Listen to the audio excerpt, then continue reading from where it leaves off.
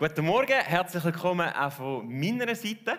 Mein Name ist Joel Stählin. Mich sieht man nicht ganz so viel hier oben. Mich holen sie manchmal aus der Reserve, wenn alle anderen weg sind. Nein, das ist jetzt gemein. Ich hoffe, der Joni schaut das nicht. Auch herzlich willkommen aber an alle, die im Livestream sind und online mitschauen. Das ist mega cool. Sind ihr da? Und auch cool, dass ein paar von den Teens und von den Kids heute Morgen da vertreten sind. Ich weiss, es ist früh am Morgen. Es ist natürlich gemein, wenn man sagt, kann ich gerade aufstrecken? Ich finde, du hast es super gemacht, Elias. Aber ich bin selber noch ein bisschen am Aufwachen. Von dem her, wir sind da im gleichen Boot. Ist gut. Genau, hey, aber es ist mega cool, sind ihr da. Ihr habt nämlich ein bisschen einen Vorteil heute Morgen. Ich sage jetzt mal Kids und Teens. Weil das Ziel von einer Predigt ist zum einen sicher zu ermutigen und zum anderen, und das ist der Teil, wo wir dann ein bisschen vorsichtig sind, auch vielleicht herauszufordern und eine Veränderung im Leben von jemandem hervorzubringen. Oder? Und je älter das man wird, desto schwieriger wird das. Weil wenn man so 10, 20, 30, 40 Jahre in den gleichen Gedankenmuster unterwegs wird, oder ist, dann wird es irgendwann schwierig, sich zu ändern. Und ihr habt wieder den Vorteil heute Morgen, ihr könnt es einfach von Anfang an richtig machen und dann habt ihr die ganze Arbeit vom Umgewöhnen könnt ihr euch sparen. Genau. Und das andere ist, eine zweite Gruppe, alle Gäste, die heute Morgen da sind, es ist ein mega Privileg, sind die da, vielleicht auch gerade im Livestream. Viele von diesen Herausforderungen heute Morgen, die wir in der Predigt werden haben, gehen an die Menschen, die sich schon im Reich Gottes zugehörig fühlen. Also ihr dürft einmal schon tief durchschnaufen. Heute Morgen dürft ihr die Ermutigungen mitnehmen und bei den Herausforderungen dürft ihr ein bisschen entscheiden, was ihr mitnehmen und was ihr einfach auf die Seite stellen. Genau. Jetzt, die einen von euch haben es vielleicht schon von Anfang an gemerkt, andere haben es erst jetzt gemerkt. Ich habe 2 verschiedene Schuhe an. Als Kids, danke vielmals. Als Kids- und Jugendpastor dürfen wir auch mal ein bisschen rebellieren, oder? Deshalb habe ich gedacht, ich lege 2 verschiedene Schuhe an. Es hat natürlich einen Grund. Und zwar, ich habe nämlich das Gegenstück noch, ich nehme die mal schauen. Und zwar haben meine Frau und ich vor 2 Wochen geheiratet. Sie sitzt dort in der ersten Reihe.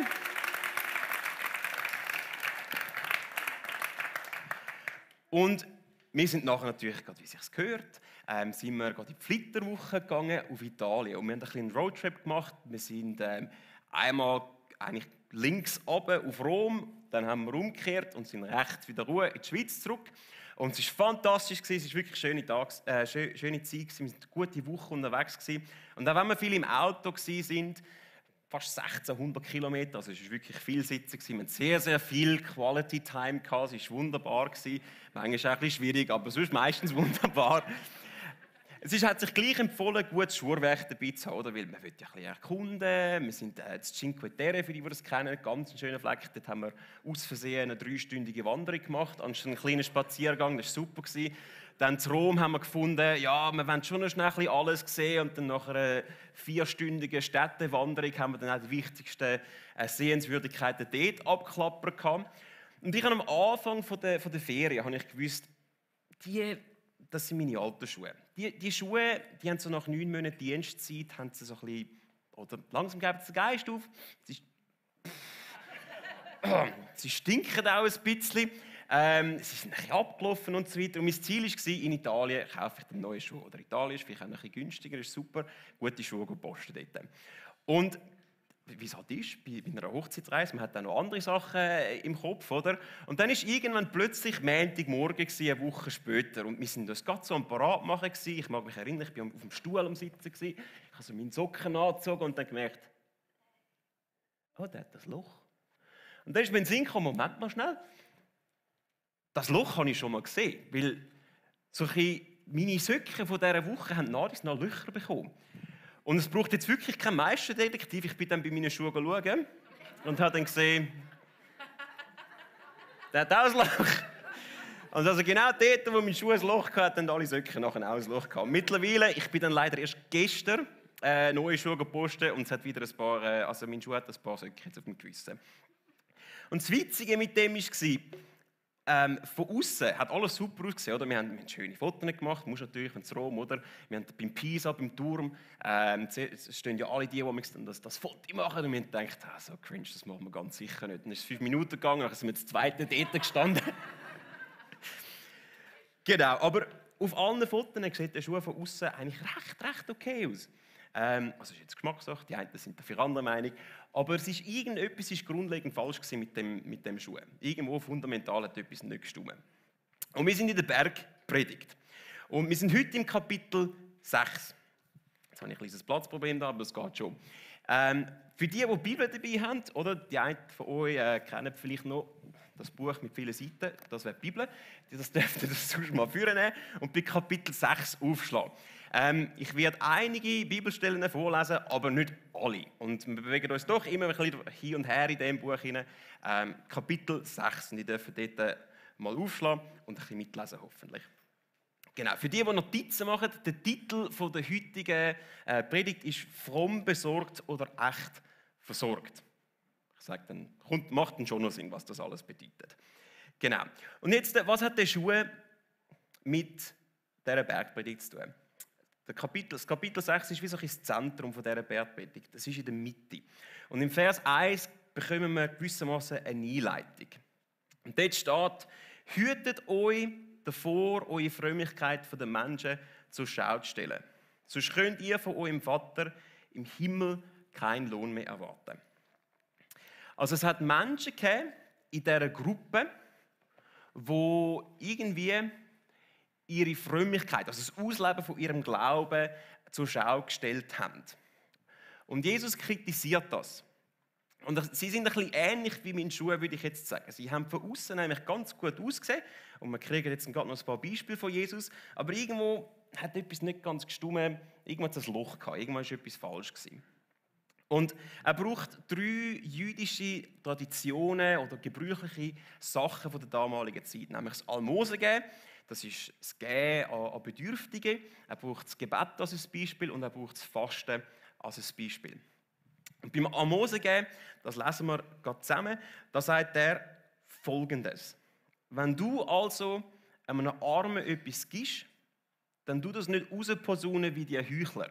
Also eben wie die Menschen, die da ihren Glauben zur Schau stellen. Sie reden davon in Synagogen und auf der Gasse, damit sie alle bewundern. Also da hat es Menschen gegeben, die sich zur Schau gestellt haben mit ihrem Gebet, mega lang gebetet haben, mega laut gebetet haben, überall dort, wo man es gerade gesehen hat. Und Jesus sagt, nein, sie dürfen das nicht machen, sondern machen es anders. Und mir gefällt das an Jesus, er kritisiert nicht nur, sondern er sagt, nein, hey, es gibt auch noch einen anderen Weg. Und er sagt, bei dir soll es anders sein. Wenn du einem Bedürftigen hilfst, dann soll die linke Hand nicht wissen, was die rechte tut. Niemand soll davon erfahren. Also Jesus sagt, macht das nicht öffentlich, sondern macht das im Verborgenen. Macht das so, dass Gott, euer Vater im Himmel, euch den Lohn gibt und ihr nicht Ansehen von den Menschen bekommt. Und er geht weiter. Er sagt das Gleiche auch beim Gebet. Jetzt habe ich es durcheinander gemacht mit Almosen und Gebet. Das ist schon gut. Beim Gebet sagt er genau das Gleiche, wo das öffentlich gemacht wird. Und er sagt, hey, nein, wenn ihr betet, geht irgendwo ins hinterste Kämmerchen. Bei vielen Häusern, ich weiß auch nicht, was das wäre. Das wäre bei uns, glaube ich, die Wäschküche oder so. Dann sie abgeschlossen. Und das war damals der einzige Raum, den man abschliessen konnte. Also wirklich der privateste Raum vom ganzen Haushalt. Gehen dort die, wo ihn niemand sieht, und beten. Und beim Fasten, also beim Verzicht auf zum Beispiel Essen oder Getränk, sagt er, hey, da gibt es Leute, die eben die Heuchler. Ich nenne sie manchmal auch Pumas, weil meine alten Schuhe sind Pumas. Er sagt, hey, die tun ihr Aussehen vernachlässigen und ein bisschen wehleidige Mienen aufsetzen, oder? Und dann laufen sie rum. Ich habe Hunger! Und dann haben sie, oder? Und jeder sieht, wo sie irgendwo in der Gasse sieht, die sind am Fasten, oder? Das sind so die Superchristen, das sind die Heiligen, die sind am Fasten, wunderbar. Und Jesus sagt, macht es nicht so. Wenn ihr fastet, dann duschen. Dann eure Haare strählen, dann schaut, oder? Für die Frauen, dann kriegst du Schminke drauf vielleicht noch. Oder? Also stellt es nicht zur Schau, sondern macht es im Verborgenen, macht es so, dass die Menschen nicht sehen. Weil es geht nicht ums Ansehen. Und Jesus gibt uns in diesen Stellen einen Wechsel von einem Schuh, der vielleicht ein bisschen stinkt oder von außen ganz gut aussieht, aber wenn man ein bisschen näher anschaut, ist irgendetwas falsch damit, zu einer Person, die so handelt, wie es im Reich Gottes sollte sein. Und er zeigt uns 2 Sachen. Er zeigt uns einerseits das Wie. Das haben wir jetzt gerade gehört mit dem Verborgenen. Man soll die Sachen im Verborgenen machen. Wenn man es im Verborgenen macht, dann kriegt man nämlich einen anderen Lohn. Oder? Jesus gibt uns nicht einfach Regeln. Also vielleicht für Kids oder Teens, wer hat gerne Regeln? Das können wir mal aufstrecken. Das ist etwa gleich viel Begeisterung wie am Anfang. Oder es hat niemand gerne Regeln. Vor allem, wenn es keinen Sinn macht. Aber Jesus gibt uns eben nicht einfach ein paar neue Verhaltensregeln, sondern er hat das auch selber gelebt. Und wenn er es selber gelebt hat, dann hat es wahrscheinlich auch irgendeinen Sinn dahinter. Und dann sagt sie, okay, wenn ihr das im Verborgenen macht, dann kriegt ihr einen Lohn, oder die Handlungen, die Praktiken, sagt man, die kriegen einen Lohn. Ja, was hat denn das Almosen geben oder das Beten und das Fasten? Was hat das für einen Zweck in unserem Leben? Das Almosen geben zum Beispiel, das gibt uns ein weiches Herz. Wir merken nämlich plötzlich, hey, es geht nicht um uns selber. Es hat auch Menschen um uns herum, die es vielleicht nicht so gut haben, die Hilfe brauchen. Und wenn wir diesen Menschen helfen, dann gibt uns das im Gegensatz ein weiches Herz. Wenn ich jetzt das natürlich öffentlich mache und einfach das laut rausposaune, dann wird mir das wahrscheinlich kein weiches Herz geben. Aber wenn ich das mache, weil es ist mir wirklich ein Anliegen, das so umzusetzen, dann wird mir das über die Zeit ein weiches Herz geben. Beim Beten, das Beten bringt Verbundenheit mit Gott. Also wenn wir im Stillen beten, dann der einzige Grund, zum im Stillen beten, ist, zum näher zu Gott zu kommen. Oder? Es sieht es niemand, also machen wir es aus keinem anderen Grund. Im Stillen beten bringt eine tiefe Verbundenheit mit Gott. Und beim Fasten, das Fasten hilft uns, Prioritäten zu setzen im Leben. Für mich ist das Fasten, ja, warum macht man das überhaupt? Aber grundsätzlich ist es ein Verzicht, weil man sagt, hey, weißt du, andere Sachen sind uns wichtiger. Und das Fasten hilft uns, Prioritäten zu setzen. Das ist der wahre Lohn, sage ich jetzt mal, für die Praktiken.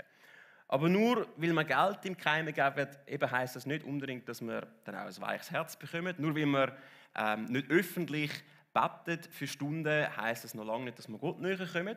Und nur weil wir beim Fasten mal noch duschen zwischendrin, heisst das auch nicht, dass wir unsere Prioritäten automatisch richtig setzen.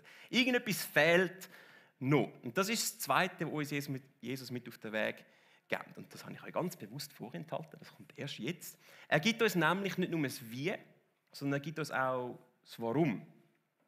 Und das ist am Ende von jedem von diesen Abschnitten, sagt er Folgendes. Er sagt, dein Vater, der auch das Verborgene sieht, wird dich dafür belohnen. Und das ist wirklich genau der gleiche Satz an jedem Ende von dem Abschnitt. Dein Vater, der auch das Verborgene sieht, wird dich dafür belohnen. Aha. Also es geht nicht unbedingt darum, dass man geistlich einfach aktiv ist oder irgendwie die Praktiken umsetzt, sondern es geht um eine Beziehung zwischen dem Vater und seinem Kind. Also es geht um eine Beziehung zwischen dem liebenden Vater und einem von seinen geliebten Kindern. Was ist das Königreich Gottes? Um das geht es in der Bergpredigt. Und das Königreich Gottes, ein wichtiger Aspekt davon ist, dass es eine neue Familie ist. Oder? Es ist eine neue Familie. Sobald wir Jesus annehmen und in das Reich Gottes einkommen, haben wir Gott als unseren liebenden Vater. Und das ist so etwas Wertvolles. Und die Praktiken, die machen wir nicht, also Fasten, Geben, Beten und so weiter, das machen wir nicht, um uns die Liebe vom Vater zu verdienen. Weil er hat alles für uns aufgegeben. Er hat Jesus gebracht, hat Jesus auf die Erde geschickt. Er hat uns schon geliebt. Das ist aus seiner Gnade raus. Das müssen wir uns nicht verdienen. Oder das bekommen wir einfach. Gott liebt uns. Das heisst, wenn wir es uns nicht verdienen, dann können wir es aus dieser Position heraus machen, in dieser Beziehung vom Vater, wo wir sagen können, hey, weißt du was, ich weiss, ich bin geliebt und ich gebe, weil ich die Liebe vom Vater weitergeben will. Ich bete, weil ich die Liebe vom Vater ihm erwidern. Und ich faste oder ich tue andere Sachen zurückstellen, weil ich gern Gott an erste Stelle stelle, weil ich auch weiss, dass ich schon geliebt bin. Das ist der Lohn vom Richtigen. Warum? Die enge Beziehung und die tiefer werdende Beziehung mit dem Vater. Jetzt hat das Auswirkungen natürlich auf unser Leben. Und Jesus geht auf das ein in dem nächsten Teil. Und er spricht etwas an, wo damals und auch in der heutigen Zeit sicher noch relevant ist. Vor allem bei uns Schweizer, sage ich jetzt einmal. Er geht nämlich direkt zum Reichtum, oder? Und das, wenn du Ruhe bringen in eine Versammlung, dann musst du über Geld reden. Dann wird es plötzlich ganz, ganz, ganz ruhig. Und er sagt Folgendes über das. Er sagt, häufet euch in dieser Welt keine Reichtümer an. Sie werden nur von Motten und Rost zerfressen oder von Einbrechern gestohlen. Sammelt euch viel mehr Schätze im Himmel, die unvergänglich sind und wo kein Dieb mitnehmen kann. Wo nämlich euer Schatz ist, da wird auch euer Herz sein. Das hat sicher eine praktische Dimension von dem Schatz im Himmel und dem Schatz da auf der Erde. Aber ich glaube, es geht nicht darum, dass wir uns jetzt einfach, okay, komm, wir tun uns nicht mehr Schätze da auf der Erde anhäufen, wir tun uns jetzt einfach Schätze oben im Himmel anhäufen. Sondern es geht darum, dass wir plötzlich eine neue Dimension haben. Wir haben nämlich eine himmlische Dimension. Vorher, bis jetzt ist es nur um uns selber gegangen, oder? Gott ist wirklich kein Thema in unserem Leben. Aber wenn Gott unser Vater ist, dann haben wir ja plötzlich auch noch eine Perspektive, die über das jetzt rausgeht. Die himmlische Dimension eben. Und in dieser himmlischen Dimension sieht es eben ein bisschen anders aus. Dort sagt nämlich die Bibel, dass Gott grundsätzlich für uns sorgen wird. Und das kommt Gott in den Versen nachher. Dass wir uns nämlich zuerst für Gottes Reich einsetzen und dafür, dass sein Wille geschieht. Und dann wird er uns mit allem anderen versorgen. Deshalb sorgt euch nicht um morgen, denn der nächste Tag wird für sich selber sorgen. Das ist so ein der Lieblingsvers von allen Pastoren, oder? Weil den kannst du super brauchen, um die Leute motivieren und inspirieren, dass sie irgendwo mithelfen. Zuerst das Reich Gottes setzen und dann alles andere wird euch schon dazugeben. Ich denke, es geht, oder der Teil, den ich da herausheben ist, hey, das ist eigentlich ein riesiges Versprechen. Gott sagt uns, ihr müsst euch um nichts Sorgen machen. Er sagt nicht, sind unweise und macht euch keine Gedanken. Also die Bibel redet immer wieder über Finanzen, Freundschaften in einer sehr, sehr guten Art und dass man immer gut umgehen. Aber er sagt, macht euch keine Sorgen. Oder? Warum denn? Weil die Frage ist, wo könnt ihr eure Sicherheiten in eurem Leben setzen? Setzt ihr eure Sicherheiten in einer Beziehung zu Gott und dann wisst ihr, hey, weißt du, ich habe einen allmächtigen Vater im Himmel und ich muss mich wirklich eigentlich um nichts sorgen, weil schlussendlich gehöre ich zu Gott und Gott kann alles in meinem Leben bewirken. Oder sind vielleicht unsere Sicherheiten in unseren Beziehungen, sind vielleicht unsere Sicherheiten in unseren Finanzen, in unserem Status, in unserer Familie vielleicht sogar. Das kann auch eine Sicherheit sein. Und dann drehen wir uns wirklich um uns selber herum. Wir schauen, okay, was habe ich, was bin ich, was kann ich. Und dann ist klar, fangen wir uns an sorgen. Das ist wie wenn man im Selfie-Modus rumläuft. Dann sieht man plötzlich, aber das stimmt vielleicht eben gleich nicht ganz. Und meine Haare sind vielleicht eben da schon nicht ganz so. Vielleicht habe ich doch nicht ganz so genug Geld. Und dann kommt das Instagram noch dazu oder TikTok oder was auch immer. Und dann fängt man an zu vergleichen. Und plötzlich macht man sich ganz, ganz, ganz viel Sorgen. Und es ist ja so, dass ein gottzentriertes Leben ist ein versorgtes Leben. Aber ein ich-zentriertes Leben, das ist ein besorgtes Leben. Und ich weiss nicht, wie es euch geht, aber ich lebe viel lieber ein versorgtes Leben in Fülle und in Freude als ein besorgtes Leben, wo ich ständig Angst habe, wenn irgendeine Situation aufkommt und ich merke, meine Sicherheiten sind falsch gesetzt. Und ich möchte euch mit 3, sage ich mal, praktischen Schritten lassen, wie ihr vielleicht eher von dieser einen Seite, von einem besorgten Leben zu einem versorgten Leben mit Gott kommen könnt. Das Erste ist, deine Motive zu testen. Wenn irgendwo mal Unsicherheit aufkommt oder Sorgen aufkommen, dann könnt ihr versuchen, das irgendwie zu vertuschen oder auf die Seite zu schieben und sagen, nein, ich glaube ja Gott. Oder ihr könnt mal ein bisschen genauer anschauen und merken, hey, wo sind denn meine Sicherheiten? Sind meine Sicherheiten wirklich in Gott oder sind meine Sicherheiten in etwas anderem? Testet euer Motiv. Und das Zweite ist dann gerade der nächste Schritt in dem hinein. Das wirklich zu machen, was Jesus gesagt hat, die Praktiken, die Jesus umzusetzen. Im Mittelpunkt von all diesen Sachen ist das Gebet. Es hat das Mose gegeben, das Beten und das Fasten.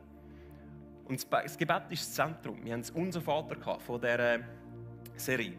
Und das ist der erste, sage ich jetzt mal, einfachste Schritt, wenn ihr merkt, hey, weißt du, irgendwo meine Sicherheit liegt in etwas anderem als in Gott. Hey, Gebet ist so etwas einfach zu sagen, Herr, ich merke, irgendwie passt das nicht so genau für mich momentan. Irgendwo lege ich meine Sicherheit in etwas anderes. Ich will mich auf dich konzentrieren. Unser Vater im Himmel, dein Wille soll geschehen, dein Reich soll kommen.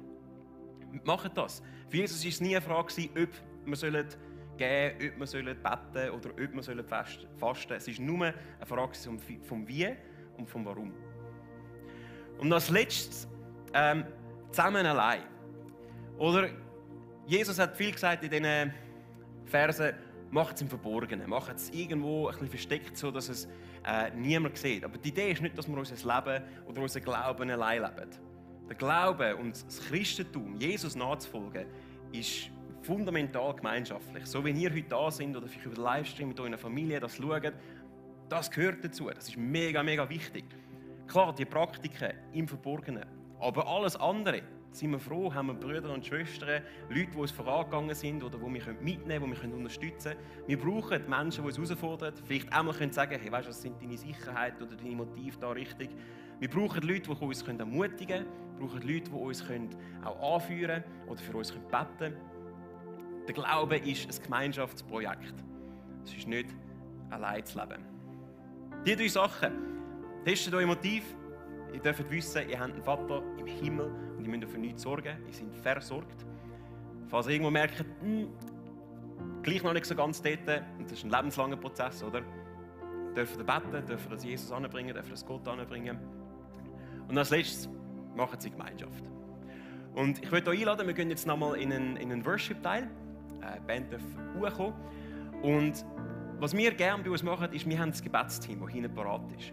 Und falls euch etwas angesprochen hat, vielleicht habt ihr zum ersten Mal von dieser liebenden Vaterfigur überhaupt gehört und ihr wollt in eine Beziehung mit dieser Person starten, dann kommen wir zum Gebetsteam.